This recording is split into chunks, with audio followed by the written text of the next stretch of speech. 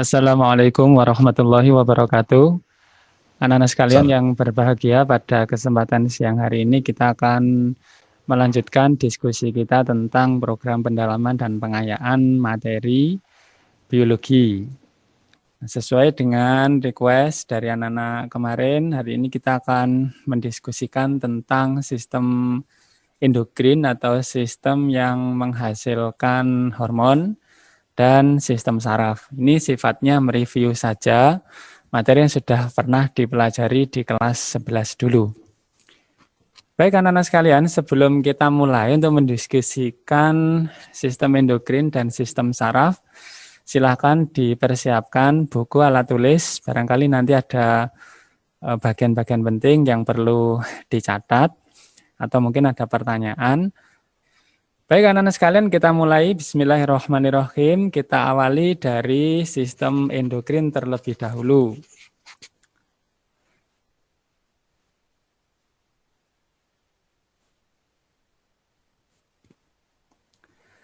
Sistem endokrin adalah sistem yang menghasilkan hormon di dalam tubuh kita. Sistem endokrin ini juga biasa disebut dengan istilah sistem kelenjar buntu. Yang saya tunjukkan ini adalah bagian-bagian tubuh yang menghasilkan hormon atau bagian-bagian tubuh yang merupakan kelenjar endokrin untuk menghasilkan hormon. Saya mulai dulu yang pertama yang ada di bagian kepala kita ya. Jadi ada kelenjar endokrin untuk menghasilkan hormon yang ada di bagian kepala kita ini namanya adalah pituitari. Pituitari disebut juga dengan istilah hipofisis. Nah, ini disebut dengan master of gland. Kenapa disebut master of gland? Karena pituitari ini menghasilkan banyak sekali hormon yang dapat digunakan untuk mengontrol kelenjar-kelenjar yang lain gitu. Jadi ada beberapa kelenjar yang lain yang kerjanya dikendalikan atau dikontrol oleh hormon-hormon yang diproduksi oleh pituitari ini. Nah, pituitari atau hipofisis ini kita bedakan menjadi 3. Yang pertama, bagian depan kita sebut dengan hipofisis atau pituitari anterior. Kemudian yang bagian tengah kita sebut dengan istilah pars intermedia. Dan yang bagian belakang disebut dengan istilah pituitari atau hipofisis posterior. Masing-masing bisa menghasilkan hormon yang fungsinya bermacam-macam.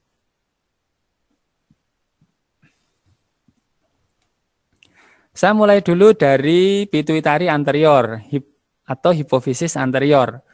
Hormon apa saja yang dihasilkan oleh hipofisis anterior? Kita cek di sini.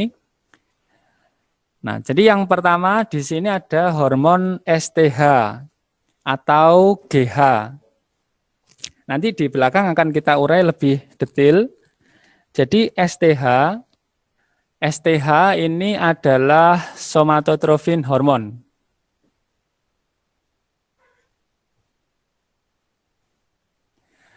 STH adalah somatotrofin hormon atau kalau di situ ada GH berarti disebut dengan istilah growth hormone.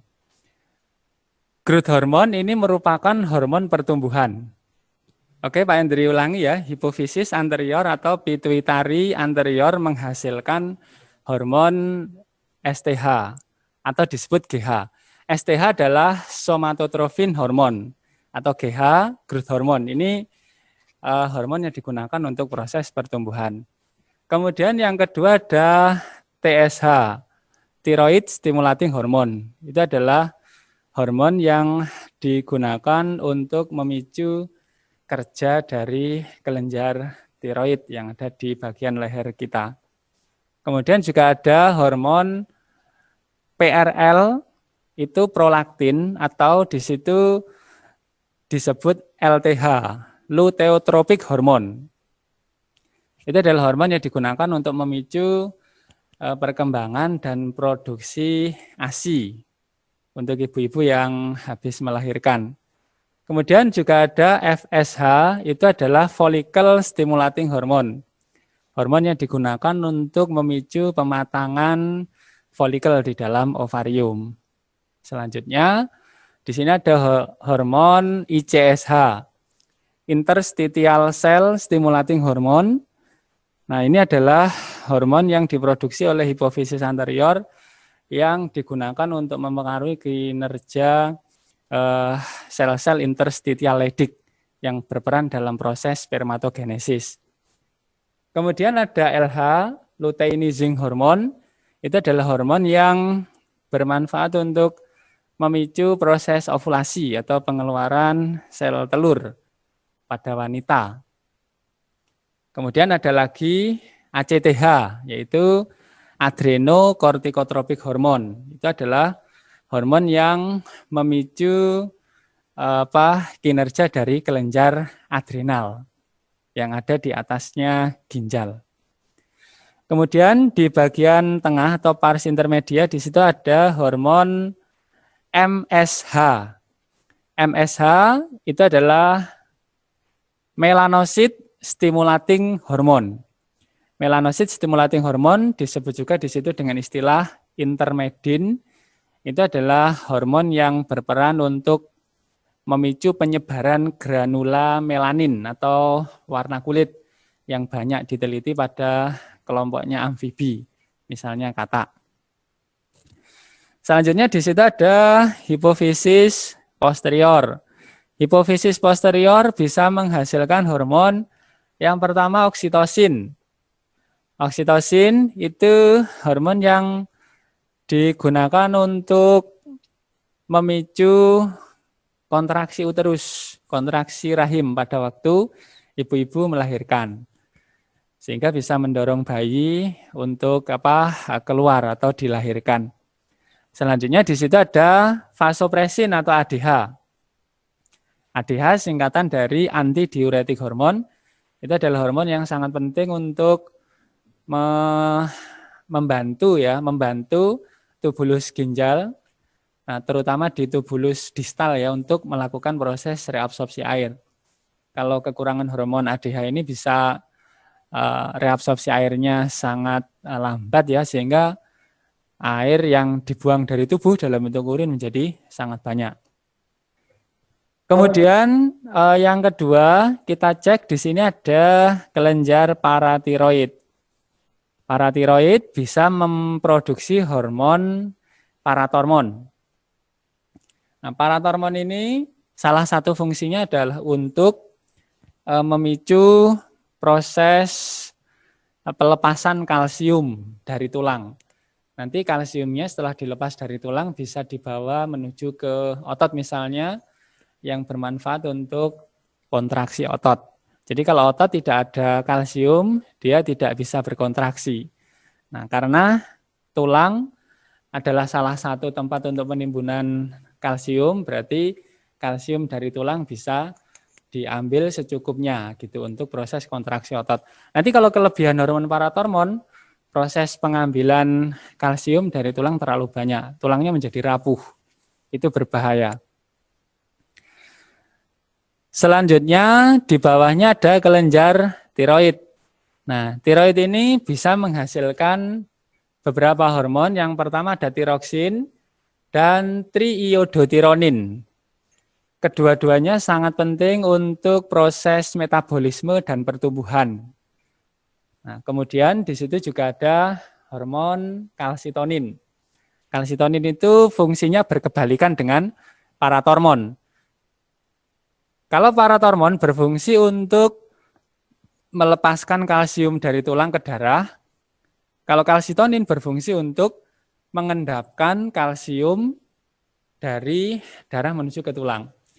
Apa keuntungannya kalau ada kalsitonin? Ya tentu saja tulang kita menjadi lebih kuat karena tulang kita akan banyak mengandung kalsium. Jadi paratormon dengan kalsitonin ini kerjanya antagonis untuk menjaga keseimbangan kadar kalsium ya, kadar kalsium dalam darah. Selanjutnya di sini ada kelenjar timus. Kelenjar timus diantaranya berfungsi untuk menghasilkan hormon namanya timosin. Nah, hormon timosin ini salah satu fungsinya nanti terkait dengan sistem kekebalan tubuh kita yang hubungannya dengan aktivitas limfosit T. untuk melawan infeksi dan kanker. Berikutnya di sini ada adrenal. Nah, kalau kita lihat di sini ada ginjal ya. Di sini ada ginjal. Yang saya lingkarin ini adalah ginjal. Ini adalah ginjal. Jadi kelenjar adrenal itu posisinya nempel di atasnya ginjal. Ada dua, kanan dan kiri. Jadi kelenjar adrenal ini disebut juga dengan istilah kelenjar anak ginjal. Jadi disebut dengan istilah kelenjar anak ginjal atau disebut dengan istilah suprarenalis. Suprarenalis. Supra di atasnya renalis, renal, ren itu ginjal. Jadi posisinya di atasnya ginjal. Nah, si kelenjar adrenal ini dia bisa menghasilkan beberapa jenis hormon. Jadi di kelenjar adrenal itu ada dua bagian yang sangat penting. Yang pertama adalah korteks adrenal dan yang kedua adalah medula. Jadi ada bagian korteks, ada bagian medula. Nah, bagian korteks dari adrenal atau kelenjar anak ginjal ini bisa menghasilkan hormon kortison. Jenisnya ada dua. Yang pertama adalah mineralokortikoid dan yang kedua adalah glukokortikoid. Mineralokortikoid terkait dengan keseimbangan garam dalam tubuh. Kalau glukokortikoid kaitannya dengan metabolisme glukosa atau karbohidrat. Terus di situ ada medula adrenal, bisa menghasilkan hormon yang sangat terkenal yaitu adrenalin dan noradrenalin. Hormon adrenalin biasa disebut dengan istilah, jadi kalau hormon adrenalin dan hormon noradrenalin ini adalah dua jenis hormon yang kerjanya bersifat antagonis atau berlawanan. Nah, misalnya begini, adrenalin berfungsi untuk meningkatkan denyut jantung. Pada waktu kita lari, atau pada waktu kita olahraga, sepak bola, bola voli, basket, dan sebagainya, nah denyut jantung kita akan meningkat. Ini akibat dari kerja adrenalin yang berfungsi untuk meningkatkan denyut jantung. Kalau kita sudah istirahat, selesai dari aktivitas tingkat tinggi, entah lari, entah olahraga, dan sebagainya, denyut jantung harus diturunkan lagi. Itu adalah peranan dari noradrenalin. Nah, adrenalin ini disebut juga dengan istilah epinefrin gitu. Jadi tadi saya sebutkan di awal, adrenalin punya nama lain yaitu epinefrin. Sedangkan noradrenalin disebut juga dengan istilah norepinefrin gitu. Jadi kerjanya mereka antagonis, berlawanan. Selanjutnya di sini ada pankreas. Pankreas ini sangat penting untuk menghasilkan hormon yang sangat terkenal, namanya adalah insulin dan glukagon. Insulin itu adalah hormon yang digunakan untuk memicu konversi glukosa yang ada di darah dibawa menuju ke hati untuk kemudian disimpan di hati dalam bentuk, kemudian untuk dikonversi di hati ya dalam bentuk glikogen. Lalu kalau jumlah glikogennya sudah sangat banyak nanti dibawa menuju ke otot.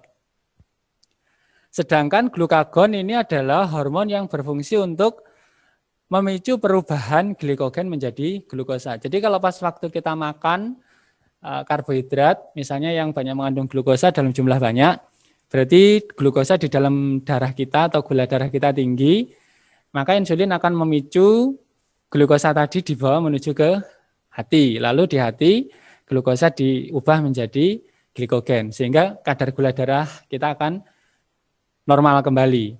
Tapi suatu saat kalau kita membutuhkan glukosa lagi, maka glikogen yang ada di otot ya, yang tadi disimpan di hati atau di otot, nah glikogen tadi akan dipecah kembali menjadi glukosa sebagai sumber energi dengan bantuan glukagon.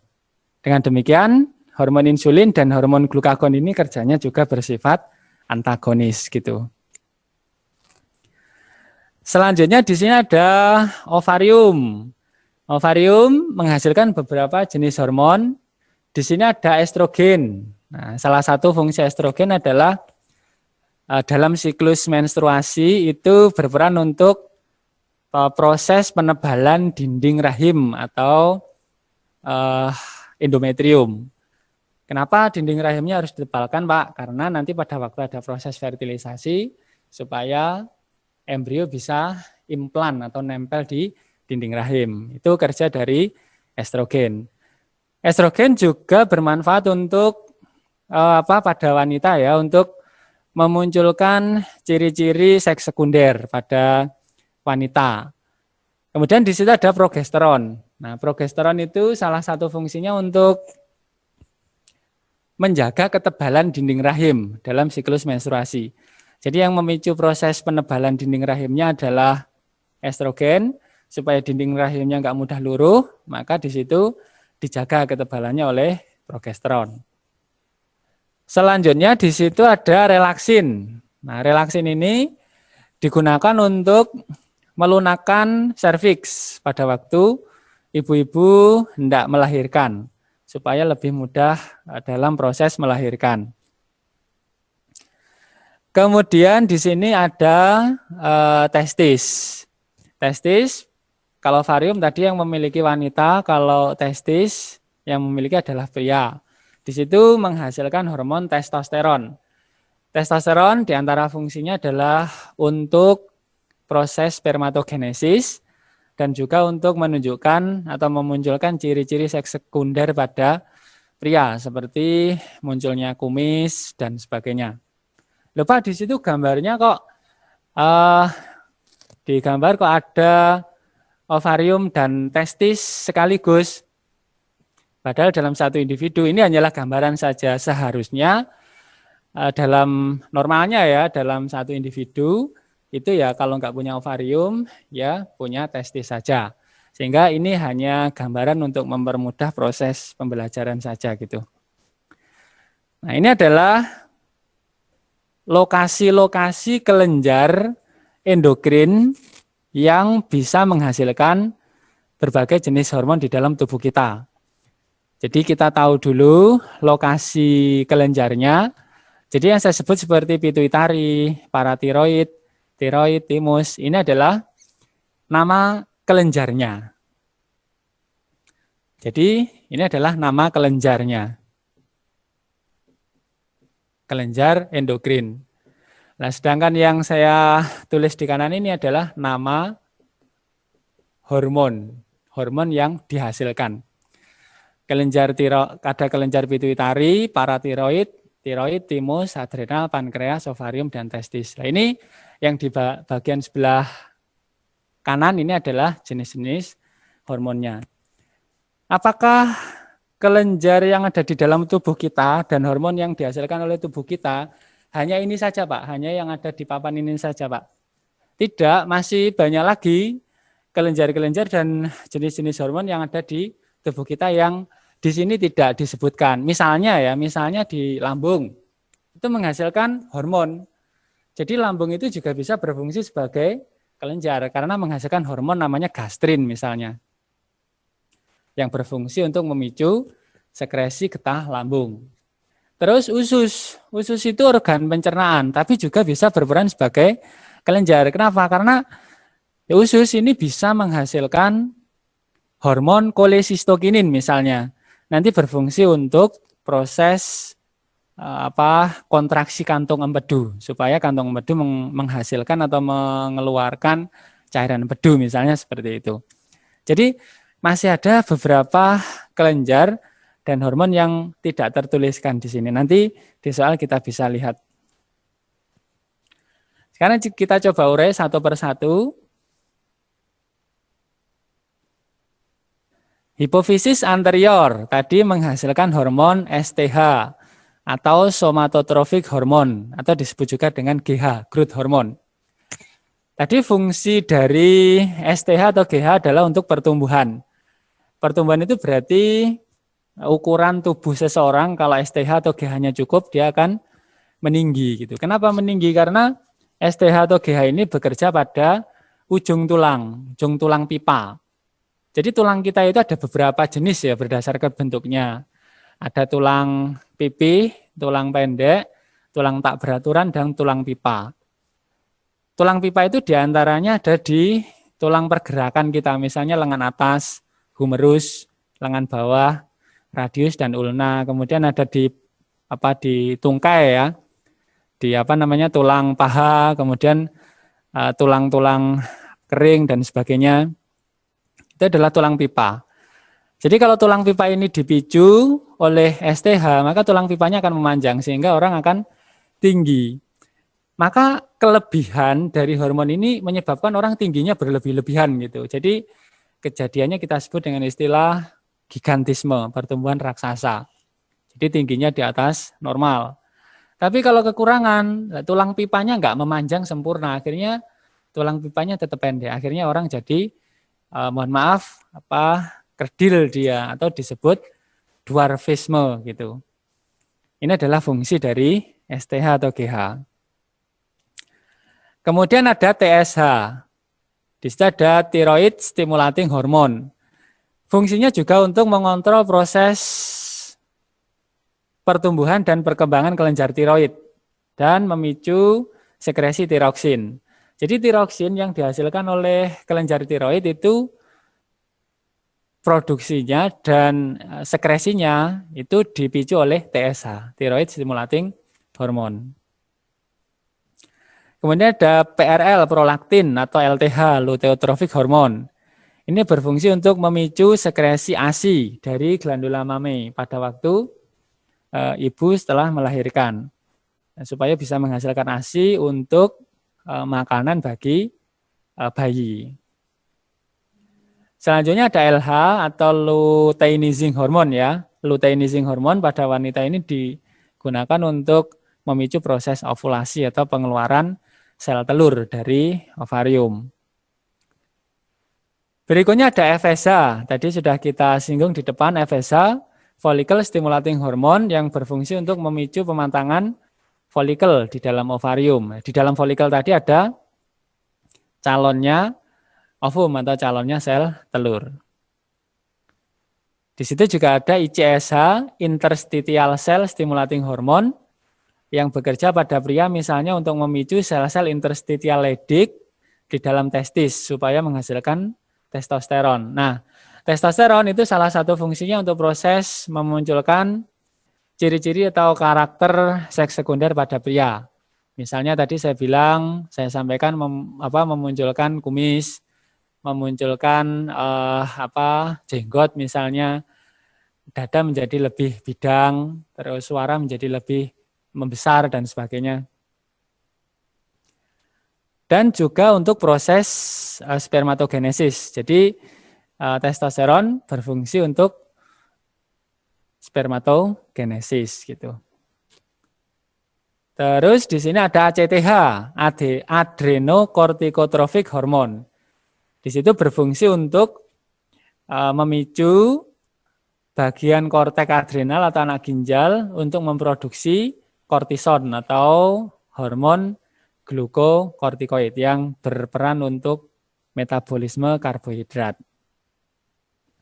Ini hipofisis anterior. Oke, silahkan bisa di di screenshot. Nanti tetap videonya ini akan diupload di YouTube. Silahkan nanti anak-anak bisa mengakses ya.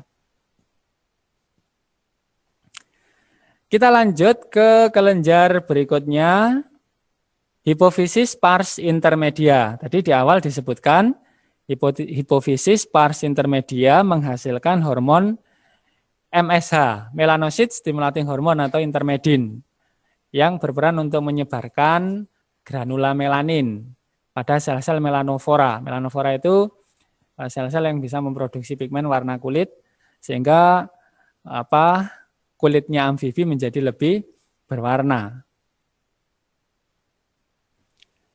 Nah, ini adalah posisi dari hipofisis ya. Kalau hipofisis ada 3 bagian tadi. Di sini ada hipofisis posterior dulu ya, di bagian belakang. Di sini ada posterior. Kemudian di tengah ada hipofisis pars intermedia.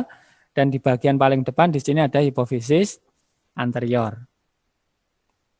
Ini letaknya di bagian otak ya, di bagian kepala kita.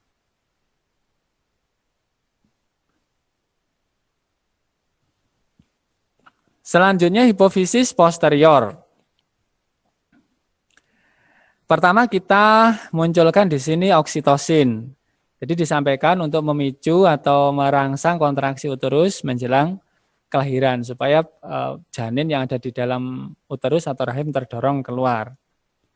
Selanjutnya ada vasopresin atau ADH yang berperan untuk mengatur reabsorpsi air pada tubulus ginjal, terutama tubulus contortus distal. Nah, bila orang kekurangan ADH, orang ini akan sering buang air kecil karena air yang seharusnya direabsorpsi oleh tubulus ginjal karena kekurangan ADH, maka air itu akan dibiarkan lepas begitu saja menjadi urin. Akhirnya urinnya jadi banyak. Nah, ketika orang kekurangan ADH, urinnya menjadi sangat banyak. Nah, orang ini menderita kelainan yang disebut diabetes insipidus. Jadi tolong bedakan nanti ya, diabetes mellitus dengan diabetes insipidus. Kalau diabetes insipidus, kekurangan ADH, sering buang air kecil, bahkan 1 jam itu bisa buang air kecil lebih dari 3 kali. Tapi kalau diabetes mellitus itu kejadian orang kekurangan hormon insulin, sehingga gula darahnya tinggi. Nanti urinnya akan mengandung glukosa gitu. Itu bedanya. Nah, ini kalau kita lihat struktur dari nefron ginjal. Jadi kalau kita nge-review kembali ya, proses pembentukan urin itu kan dimulai dari proses filtrasi darah di bagian glomerulus. Ini adalah glomerulus. Kemudian hasilnya urin primer masuk ke nomor 2. Nomor 2 ini adalah tubulus contortus proximal. Di situ terjadi reabsorpsi glukosa dan asam amino sampai habis. Dan ada reabsorpsi air sebenarnya di tubulus proximal ini. Lalu lanjut ke nomor 4 dan nomor 5. Ini adalah lengkung Henle. Di situ ada reabsorpsi garam dan reabsorpsi air. Nah, selanjutnya di bagian nomor 3 ini tubulus distal. Di situ ada proses augmentasi, penambahan zat-zat seperti NH3, K+, H+, kreatinin dan sebagainya. Tapi di sini juga ada proses reabsorpsi air. Sebenarnya di sini ada proses reabsorpsi air. Nah, reabsorpsi air di bagian tubulus distal ini, nah ini dibantu oleh hormon ADH, antidiuretik hormon. Kalau reabsorpsi air yang ada di tubulus proksimal ini sifatnya absolut mutlak. Kemudian kalau reabsorpsi air di bagian tubulus distal ini sifatnya tidak mutlak atau fakultatif, tergantung kebutuhan gitu. Jadi kalau pas waktu kita lagi banyak minum air, kita sedikit berkeringat, maka reabsorpsi airnya jadi sedikit sehingga urinnya jadi banyak. Tapi kalau pas waktu kita kekurangan air, nggak minum air banyak, nah malah kita justru banyak aktivitas, banyak berkeringat.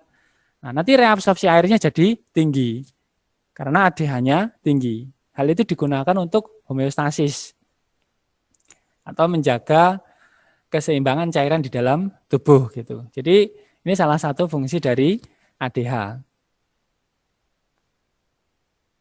Selanjutnya kita masuk ke paratiroid.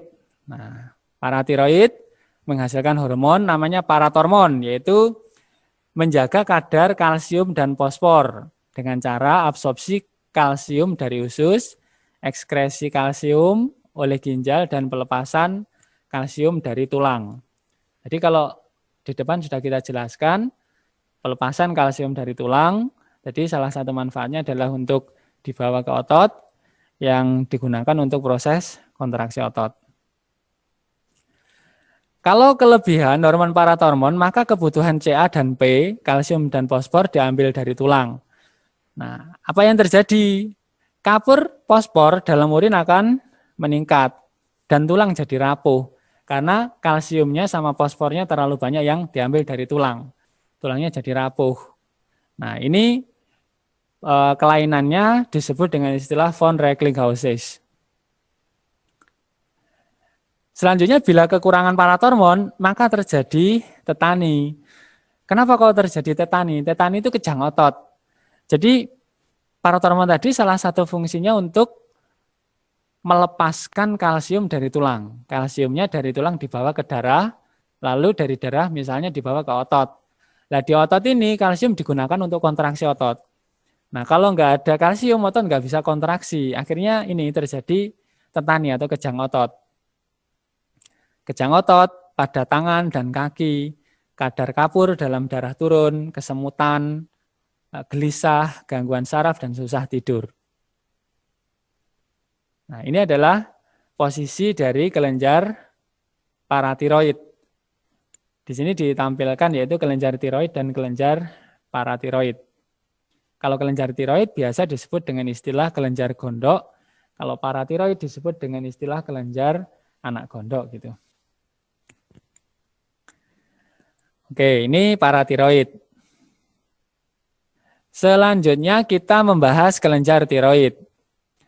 Kelenjar tiroid tadi menghasilkan tiroksin, triiodotironin, dan kalsitonin. Kita bahas dulu yang tiroksin dan triiodotironin. Fungsi dari tiroksin dan triiodotironin adalah memengaruhi metabolisme sel, pertumbuhan, perkembangan, dan diferensiasi jaringan tubuh. Nah, bila kelebihan kelenjar tiroid memproduksi tiroksin dan triiodotironin berlebih-lebihan, nah ini kelainannya disebut dengan istilah morbus Basedowi. Jadi kecepatan metabolisme meningkat, akhirnya denyut jantung meningkat, gugup, emosional, pelupuk mata terbuka lebar, dan bola mata terbelalak atau exophthalmos. Bila kekurangan, nah karena fungsi dari tiroksin dan triiodotironin salah satu fungsinya untuk proses pertumbuhan, nah maka pertumbuhannya jadi nggak bagus. Akhirnya orang jadi kurang tinggi, akhirnya dia kerdil atau kretinisme. Kalau tadi kekurangan growth hormone, nah tadi menyebabkan dwarfisme. Kalau sekarang ada istilah lagi namanya kretinisme. Tapi esensinya sama, jadi kerdil. Kemudian juga menghasilkan kalsitonin. Nah, ini memacu pengendapan kalsium dalam tulang. Sehingga kalsium yang ada di cairan ekstraseluler ini dibawa menuju ke tulang, sehingga tulangnya menjadi kuat dan konsentrasi kalsium di dalam cairan ekstraseluler itu menjadi lebih seimbang. Nah, ini ilustrasi dampak seseorang yang kekurangan hormon tiroksin dan triiodotironin. Jadi pertumbuhannya menjadi kurang cepat, akhirnya mengalami kretinisme atau kekerdilan. Oke, bisa di screenshot terlebih dahulu.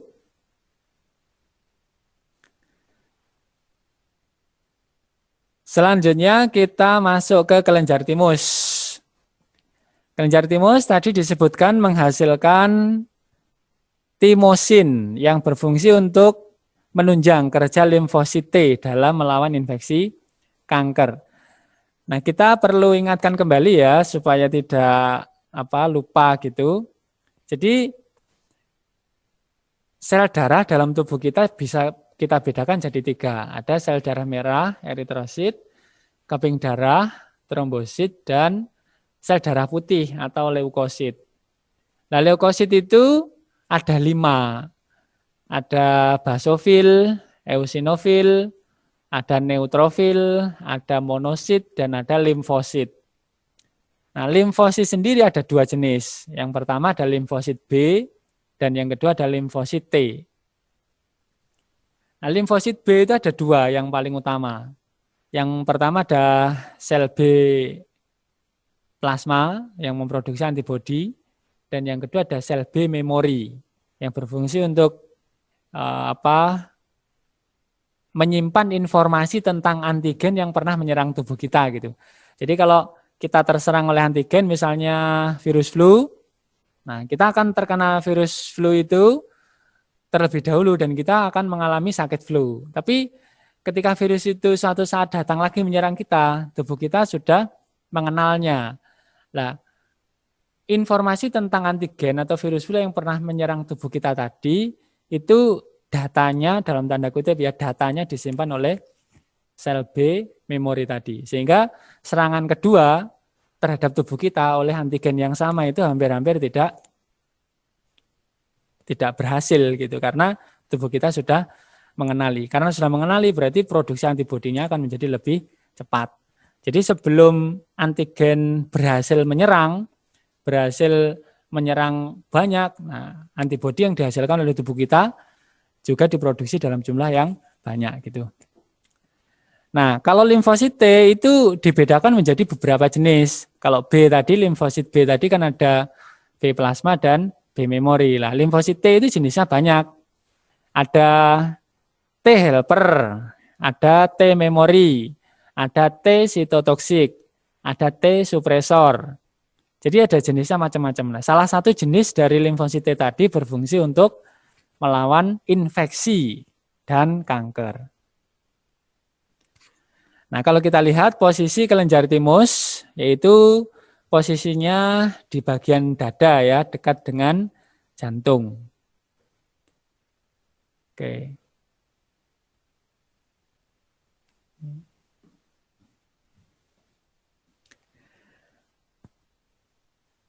Kita lanjut ke kelenjar berikutnya. Kelenjar adrenal atau kelenjar anak ginjal. Tadi disebutkan di depan, disebut juga dengan kelenjar suprarenalis. Ada dua bagian, yang pertama korteks, yang kedua ada medula. Korteks adrenal memproduksi hormon kortison. Ada dua jenis. Yang pertama mineralokortikoid dan yang kedua adalah glukokortikoid. Kita bahas dulu yang mineralokortikoid. Mineralokortikoid berfungsi untuk menjaga natrium dan menjaga keseimbangan garam dan air dalam tubuh. Nah, mineralokortikoid ini juga dikenal dengan istilah aldosteron. Jadi mineralokortikoid primer dikenal dengan istilah aldosteron untuk mengatur tingkat natrium dan kalium dalam tubuh sehingga tekanan darah serta keseimbangan cairan dan elektrolit dalam darah menjadi terjaga. Jadi mineralokortikoid ini hubungannya dengan keseimbangan garam. Terus glukokortikoid, nah itu untuk mengatur metabolisme glukosa.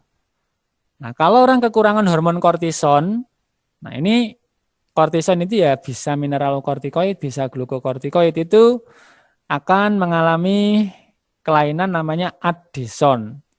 Dampaknya kulit merah, badan menjadi lemah, berat badan turun, tekanan darah rendah, dan bahkan bisa menimbulkan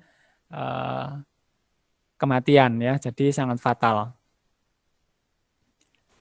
Selanjutnya medula. Medula adrenal tadi disebutkan menghasilkan adrenalin atau epinefrin dan noradrenalin atau norepinefrin yang kerjanya antagonis. Adrenalin berfungsi memacu aktivitas jantung dan menyempitkan pembuluh darah pada kulit dan membran mukosa. Jadi saya ambil contoh kalau orang lari-lari denyut jantungnya meningkat, kita ketakutan, denyut jantungnya meningkat. Kemudian apalagi misalnya kita nervous ya, disuruh presentasi ke depan misalnya kita nervous, lah ini denyut jantungnya meningkat, ini adalah efek dari adrenalin. Atau pas waktu orang lagi ini marah misalnya, denyut jantungnya meningkat, nah ini juga efek dari adrenalin. Atau kita pernah main wahana-wahana yang menegangkan misalnya, itu juga membuat kita jadi takut atau denyut jantung meningkat, itu efek dari adrenalin. Kemudian ada lagi noradrenalin, fungsinya kebalikannya ya. Kalau adrenalin tadi meningkatkan denyut jantung, sekarang noradrenalin untuk menurunkan denyut jantung. Jadi kerjanya antagonis. Oke. Berikutnya kita akan pindah ke pankreas. Ini pankreas pertama menghasilkan insulin. Tadi insulin sama glukagon ya. Insulin untuk memicu perubahan glukosa menjadi glikogen. Kalau orang kekurangan hormon insulin, tadi saya sebutkan dia akan mengalami diabetes mellitus atau kadar gula darahnya jadi tinggi. Karena ketika ada orang yang makan makanan yang mengandung karbohidrat dalam jumlah banyak, nanti setelah karbohidratnya dicerna, dipecah ya, itu akan diserap oleh usus, masuk ke darah, mau diedarkan ke seluruh tubuh. Tapi kalau pas waktu itu tubuh kita lagi nggak begitu banyak butuh energi, nah maka gulanya tadi dibawa menuju ke hati untuk diubah menjadi glikogen. Nah, siapa yang memicu gula dibawa menuju ke hati untuk kemudian diubah jadi glikogen? Insulin. Jadi orang kalau kekurangan insulin, gula darahnya enggak susah dibawa menuju ke hati. Jadi gula darahnya akan banyak di pembuluh darah. Efeknya macam-macam. Nah, kalau gula darahnya terlalu tinggi di darah, nah darahnya menjadi sangat kental. Dan pada waktu filtrasi di glomerulus, nanti gulanya yang masuk ke dalam nefron ginjal juga banyak. Akhirnya urinnya juga mengandung gula. Itulah yang disebut dengan diabetes mellitus. Dan efek samping dari diabetes mellitus ini sangat banyak. Ya, di antaranya misalnya kalau gula darahnya pas lagi tinggi itu biasanya kerasa haus. Tapi begitu minum air banyak, dia sering buang air kecil. Kemudian kadang sering kesemutan di bagian kaki. Terus kalau sudah parah biasanya kalau orang sering tinggi gula darahnya itu bisa mengalami neuropati. Jadi neuropati itu sistem saraf tepinya ya, dia tidak bekerja maksimal gitu. Jadi orang bisa lumpuh karena neuropati ini. Jadi efek sampingnya sangat banyak. Termasuk orang yang menderita diabetes mellitus itu ini giginya rawan lepas gitu. Jadi kadang-kadang juga ngefeknya ke kulit. Kulitnya menjadi sangat kering, kemudian basisik, kadang-kadang juga timbul rasa gatal dan sebagainya. Jadi efek dari penyakit diabetes mellitus ini sangat banyak. Bahkan beberapa orang yang menderita diabetes mellitus itu karena ada dua jenis ya, ada yang basah, ada yang kering. Kalau yang diabetes mellitus yang basah itu ketika ada luka, kalau enggak segera ditangani itu lukanya bisa semakin parah. Nah, karena lukanya semakin parah, karena kadar gula darah tadi tinggi, bakteri sangat mudah tumbuh di medium yang ada gulanya ya. Jadi lukanya akan semakin parah, bisa di bagian tubuh yang sudah terinfeksi tadi itu bisa diamputasi. Jadi ini sangat berbahaya memang diabetes mellitus ini. Makanya kita berusaha ya, bismillah mudah-mudahan kita sehat semua, jangan sampai kena penyakit apapun ya, termasuk penyakit diabetes mellitus. Caranya ya dengan menjaga pola hidup yang bagus, makan yang baik dan aktivitas yang baik gitu. Selanjutnya di sini ada glukagon.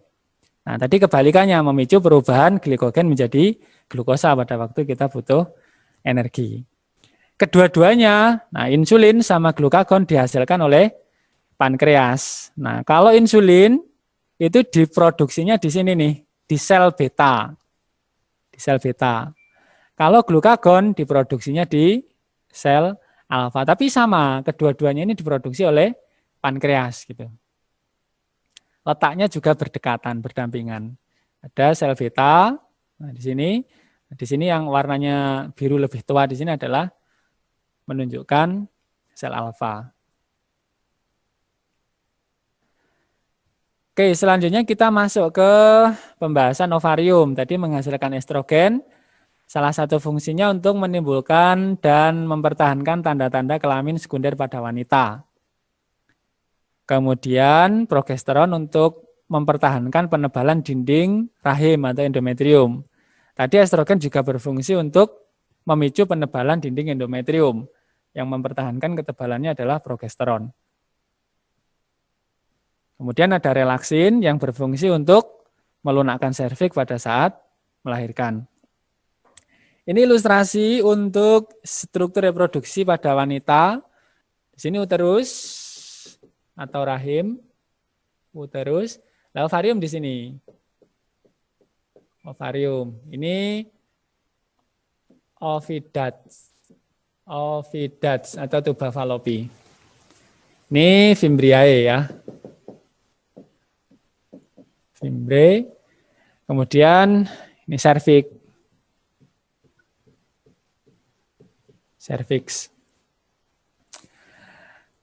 Estrogen, progesteron, relaksin diproduksi oleh ovarium. Jadi yang di sini.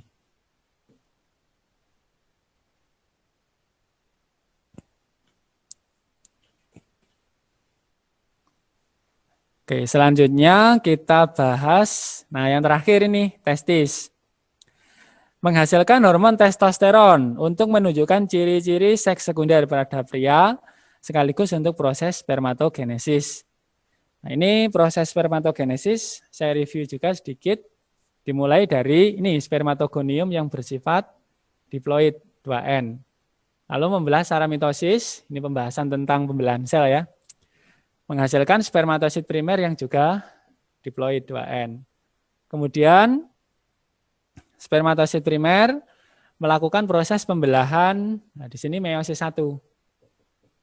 Menghasilkan spermatosit sekunder yang haploid N. Nah, lalu di sini ada proses meiosis 2. Meiosis 2 menghasilkan spermatid yang juga N. Lalu spermatid mengalami diferensiasi atau pendewasaan. Nah, kita tulis di sini diferensiasi atau pendewasaan menghasilkan spermatozoa yang haploid. Proses spermatogenesis ini juga dipengaruhi oleh hormon testosteron. Umumnya sebenarnya gini, laki sama perempuan itu kecenderungannya testosteronnya banyak di laki-laki. Kalau perempuan kecenderungannya banyak estrogennya. Tapi karena kejadian tertentu itu bisa jadi laki-laki banyak memiliki hormon estrogen dalam keadaan tertentu. Dan dalam keadaan tertentu pula perempuan itu bisa memiliki hormon testosteron yang banyak. Harusnya kan estrogen tuh di wanita yang banyak, tapi di sini karena keadaan tertentu itu testosteronnya jadi banyak. Apa yang terjadi? Ya sifat laki-laki yang banyak mengandung atau banyak memproduksi estrogen, yaitu akhirnya sifatnya seperti wanita. Sebaliknya kalau ada wanita yang banyak memproduksi testosteron, secara fisiologis dia akan memiliki sifat seperti pria gitu. Sekarang kita coba untuk latihan soal. Soal nomor 1 tentang kelenjar endokrin. Orang yang sedang marah, detak jantung, pernafasan, dan gerakannya cepat. Hal ini disebabkan oleh pengeluaran hormon yang berasal dari, nah kalau orang sedang marah berarti detak jantungnya meningkat, berarti di sini adalah hormon adrenalin. Hormon adrenalin tentu saja dihasilkan oleh kelenjar adrenal. Kelenjar adrenal adalah kelenjar anak ginjal. Jadi untuk soal pertama ini kita pilih yang E. Ini soalnya gampang-gampang hafalan. Itu soal nomor 1. Selanjutnya soal nomor 2. Kerja hormon berikut ini yang bersifat antagonis. Tadi di depan kita uraikan kerja hormon ada yang antagonis ya. Kalau paratormon tadi memicu pelepasan kalsium dari tulang. Kalau tiroksin tadi untuk pertumbuhan. Jadi yang A ini tidak antagonis. Estrogen untuk memicu munculnya ciri-ciri seks sekunder pada wanita atau untuk menebalkan dinding rahim, progesteron mempertahankan ketebalan dinding rahim. Jadi ini juga tidak.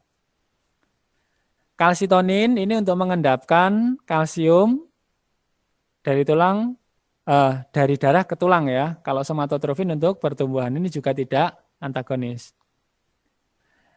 Tiroksin sama triiodotironin dua-duanya untuk proses pertumbuhan. Jadi ini tidak antagonis. Nah ini kalsitonin sama paratormon ini yang antagonis. Kenapa?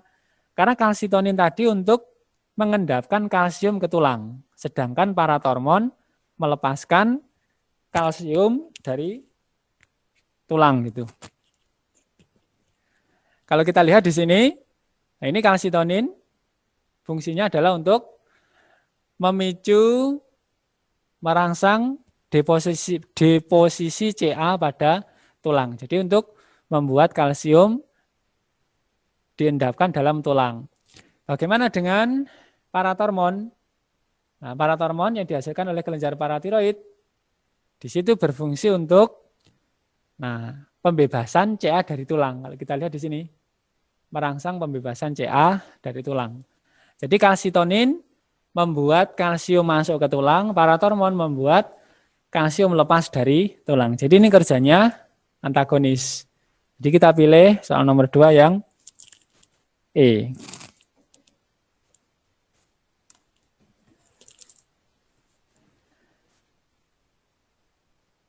Berikutnya soal nomor 3. Hormon yang memicu atau merangsang pengeluaran getah empedu.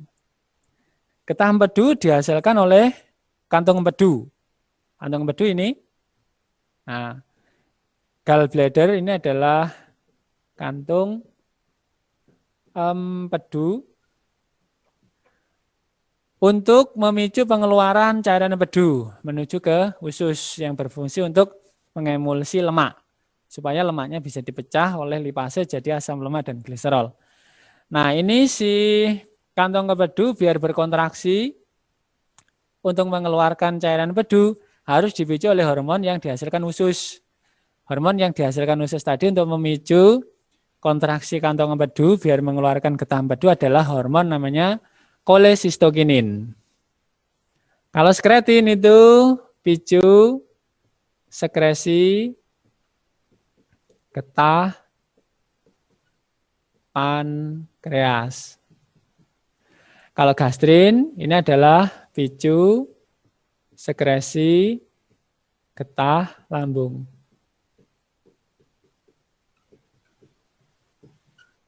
Kalau somatotrofin tadi untuk pertumbuhan, sedangkan epinefrin tadi sama dengan adrenalin untuk meningkatkan denyut jantung. Kemudian soal nomor 4. Nah, ini tentang saraf.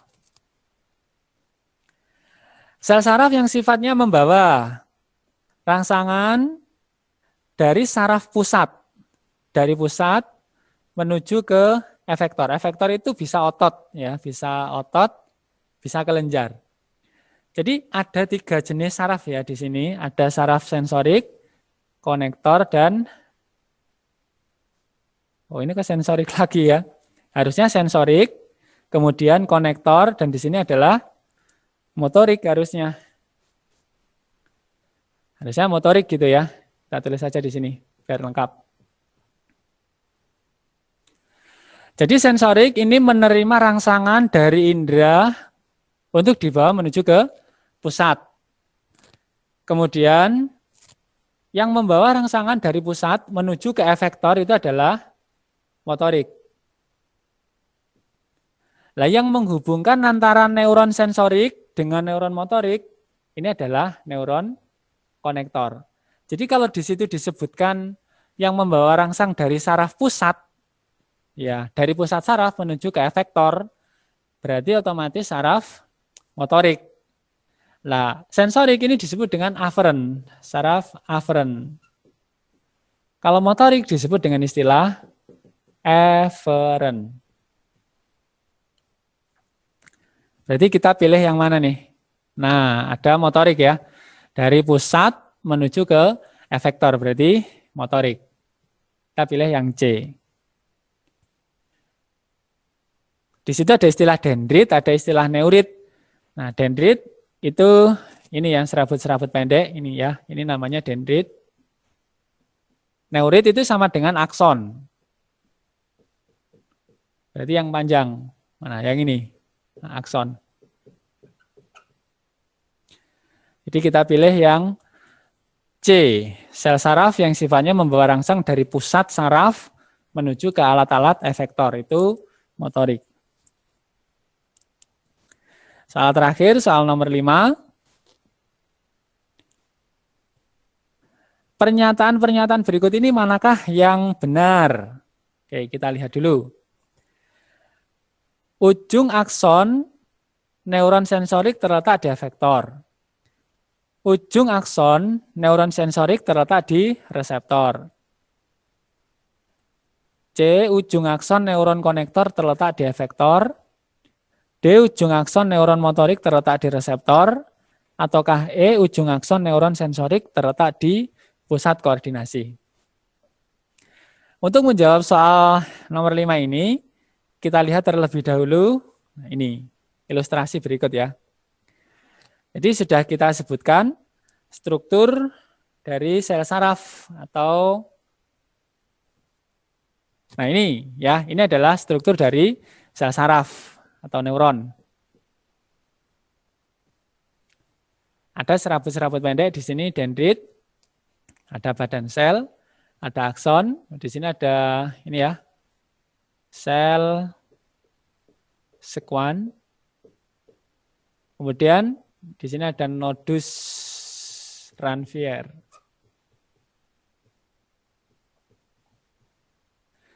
Nah, perlu kita ketahui bahwa arah aliran impuls saraf itu selalu dari dendrit menuju ke badan sel menuju ke akson. Jadi arah aliran impuls saraf itu selalu dari dendrit menuju ke badan sel menuju ke akson. Selalu seperti ini. Nah, kemudian saya bikin ilustrasi seperti ini. Tadi saraf ada saraf motorik, saraf sensorik, dan saraf konektor ya, penghubung ya, atau interneuron nama lainnya. Di sini ada reseptor. Reseptornya di sini adalah indera. Misalnya di sini kulit misalnya. Nah, kemudian ketika indera terkena rangsangan, misalnya di sini tertusuk benda tajam, maka impuls saraf akan mengalir sepanjang saraf sensori. Nah, ini yang ini adalah saraf sensori. Nah, ini saraf sensori. Padahal tadi sudah kita sampaikan, arah aliran impuls saraf selalu dari dendrit badan sel ke akson. Berarti di sini dendrit. Di sini dendrit.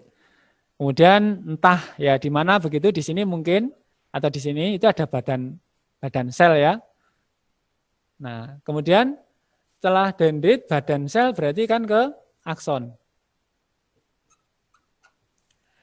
Jadi dendritnya saraf sensori terletak di reseptor. Sedangkan aksonnya saraf sensori terletak di pusat pengintegrasian atau pusat saraf. Pusat pengintegrasian atau pusat saraf.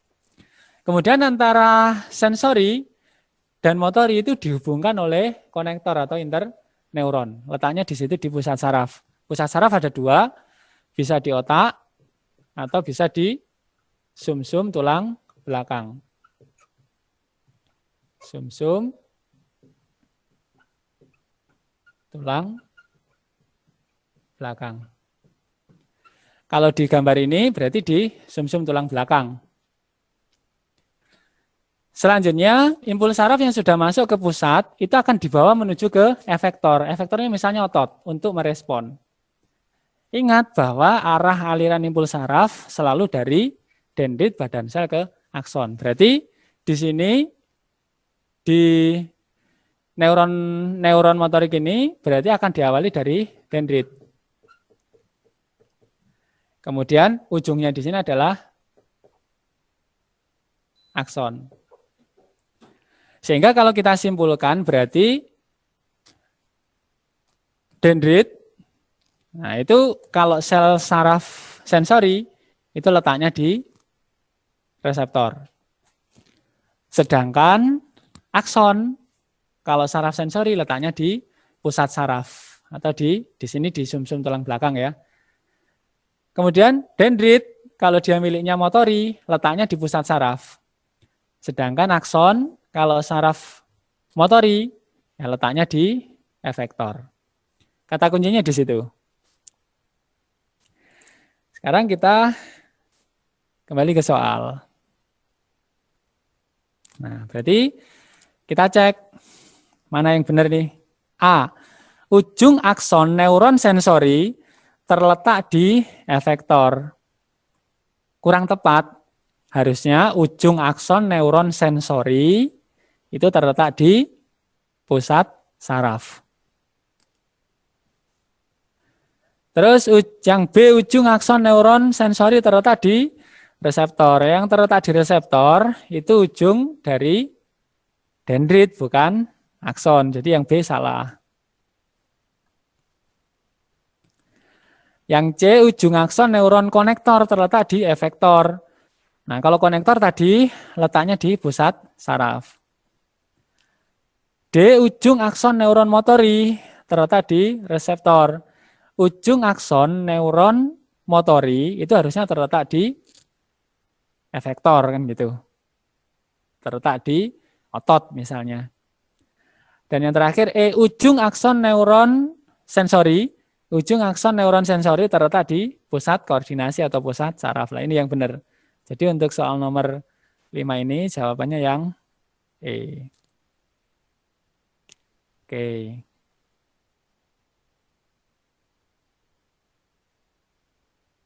Nah, tadi sudah kita bahas ini.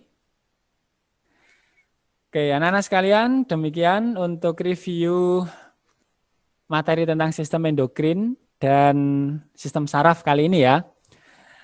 Semoga bermanfaat. Insya Allah kita sambung lagi nanti di pertemuan berikutnya.